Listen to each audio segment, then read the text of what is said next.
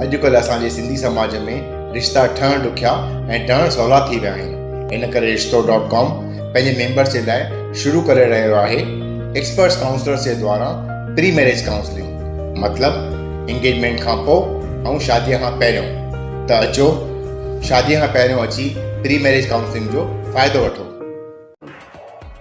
Daily page Ulhasnagar, हमारी खबरें हमारी पहचान। आपके फेस्टिव सीजन को और स्पेशल बनाने हम लाए हैं धमाकेदार डील्स महालक्ष्मी सेल्स शिवाजी चौक, जहां आपको मिलेंगे laptops and gadgets, refrigerators, single door and double door, washing machines semi and fully automatic, batteries and inverters, water purifiers, आटा चक्की, air conditioners, air coolers, LED televisions, deep freezers, VG coolers and rates सारे online से भी सस्ते। Check prices with us before buying online. Mahalakshmi sales Shivaji Chowk Ulhasnagar 3। All types of EMI options available. आज ही आइए और consumer appliance ले जाइए इजी EMI पर। नगर 3 KB रोड स्थित होटल सफायर इन में 6 नवंबर के दिन थाने खंडनी पथक ने छापा मारा था। वहीं इस छापे में 5 होटल चालकों के खिलाफ मामला दर्ज कर 14 महिलाओं को देह व्यापार करने के आरोप में मध्यवर्ती पुलिस ने हिरासत में लिया था, जिसके बाद अब FIR सामने आने के बाद ऐसा पता चला है कि इस होटल के संबंध कहीं न कहीं सिंधु साहित्य अकादमी के अध्यक्ष से जुड़े हुए हैं, क्योंकि FIR कॉपी ऐसा दर्शा रही है कि इस होटल को संचालन करने के लिए 1 अक्टूबर 2021 में कैलाश सुखरामनी से किराए पर ली गई है, जबकि कुछ दिन पहले एक अखबार में इस मामले की खबर आने के बाद सिंधु साहित्य अकादमी के अध्यक्ष महेश सुखरामनी ने सोशल मीडिया पर अपना एक वीडियो वायरल किया था, जिसमें उन्होंने कहा था कि होटल सफायर इन सेंटर पार्क से उनका कोई संबंध नहीं है। अब इस मामले को लेकर समाज सेवक अजीत माखीजा जी ने क्या बताया है, आइए जानते हैं। जीतू भाई, पहले तो मैं आपका तहे दिल से धन्यवाद करना चाहता हूं। जैसे सोशल मीडिया में मेरा कल ये सब डिस्कस हो रहा था, तो एक आप ही पत्रकार हैं जो आगे आए और इन विषय में मेरे से चर्चा करने के लिए आपने आगे आए, उसके लिए धन्यवाद। कैसा है ना, ये FIR की कॉपी है मेरे हाथ में। 6 नवंबर मतलब दिवाली के 3 दिन बाद, इलेक्शन से 15 दिन पहले सेंट्रल पार्क होटल थी, जिनका नाम अभी चेंज करके सफायर इन किया गया है, शांतिनगर इलाके में है, जहां पे देह व्यापार का कारोबार चलता है। वहां पे रेड गिरी और वहां पे लगभग 14 लड़कियां और कुछ स्टाफ मेंबर्स वहां से लिए गए और वहां पे कुछ कैश और आपत्तिजनक चीजें जो देह व्यापार में काम में आती है वो सब रंगे हाथों पकड़े गए और वो सब मिली, लेकिन उसका उल्लेख किसी मीडिया ने नहीं किया था। हम लोग भी इलेक्शंस में बिजी थे, तो वो चीज को दबाया गया था हर एक चीज लेके। लेकिन जैसे ही इलेक्शंस खत्म हुई, मेरे हाथ में ये FIR की कॉपी लगी, मैंने अच्छे से FIR रीड किया तो हैरान रह गया। इसमें लिखा है क्लियर कि होटल का मालिक है कैलाश सुखरामनी। कैलाश सुखरामनी अपने महेश सुखरामनी, जो सिंधु साहित्य अकादमी के कार्याध्यक्ष हैं, उनके बेटे हैं।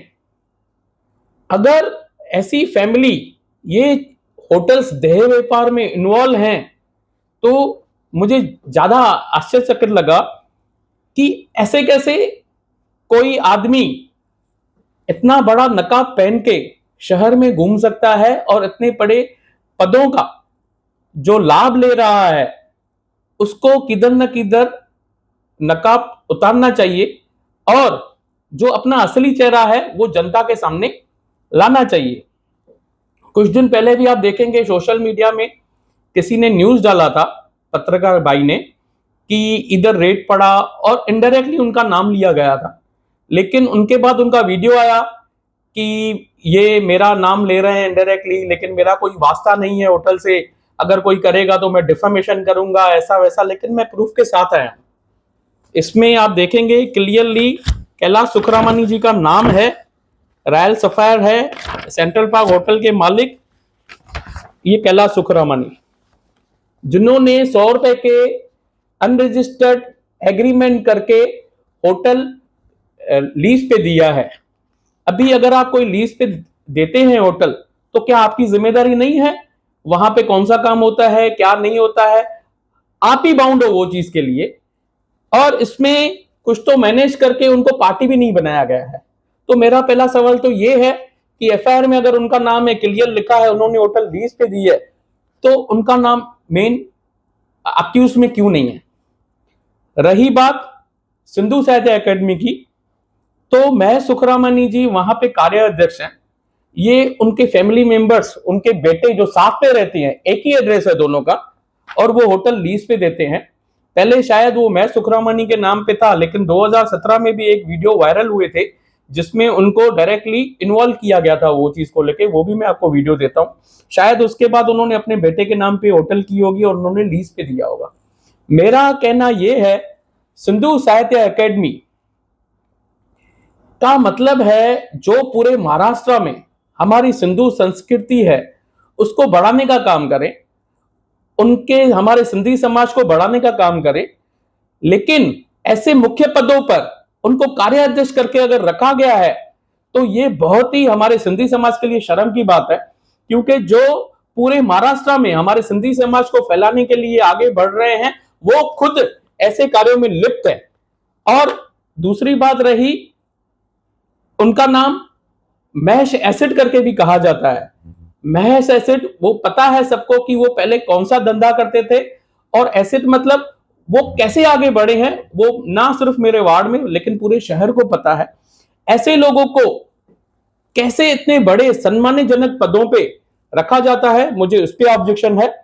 और मैं कहना चाहूंगा, उल्लासनगर के भी कुछ मेंबर्स जैसे श्री विनोद तलरेजा जी, श्री राजू जग्यासी जी, और सम्मान्य मैं जिनको मानता हूं लाल पंजाबी जी, जो एकदम सीधे और सरल स्वभाव के हैं, और भी कुछ मेंबर्स हैं उल्लासनगर के, कुछ लेडीज भी मेंबर्स हैं वहां पे जुड़ी हुई हैं। तो उनको पता नहीं है इनका क्या बिजनेस है, वो उधर ऑब्जेक्शन नहीं उठाते हैं। कैसे उनके गाइडेंस में और कैसे उनके सुपरवाइजर में वो काम करते हैं, मुझे उस पर भी ऑब्जेक्शन है। क्या उनको भी ये चीजों का कुछ न कुछ हिस्सा मिलता है, या वो भी किसी न किसी इसी काम में कुछ न कुछ लिप्त हैं? तो ये बहुत ही सोचने वाली बात है कि हमारे सिंधी समाज का जो इतना सम्मानीय पद है, वहां पे ऐसे लोगों को दिया जाता है। क्या उल्लासनगर में आपको दूसरे कोई आदमी नहीं मिले? पहले तो ये सांस्कृतिक पद है, तो उसको बढ़ाने के लिए कोई ना कोई संत महात्मा या तो कोई कलाकार, कोई साहित्यकार ऐसे पोस्ट पे होना चाहिए। क्या हमारे बाबू लीलाराम साहब झूलेलाल मंदिर के वो इस लायक नहीं है?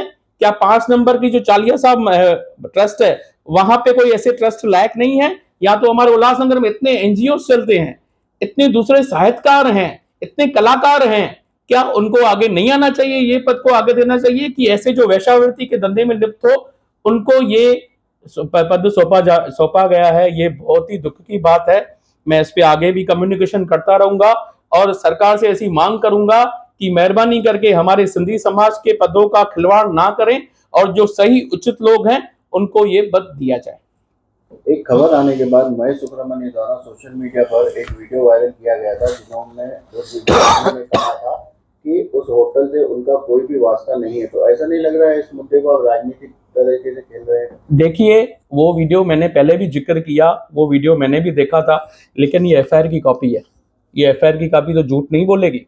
आप बच्चे से भी जाके पूछेंगे कि यहाँ पे सेंट्रल पार्क होटल किसका है, तो वो आपको पूरा नाम बता देगा। ये तो ऑन पेपर पे भी है।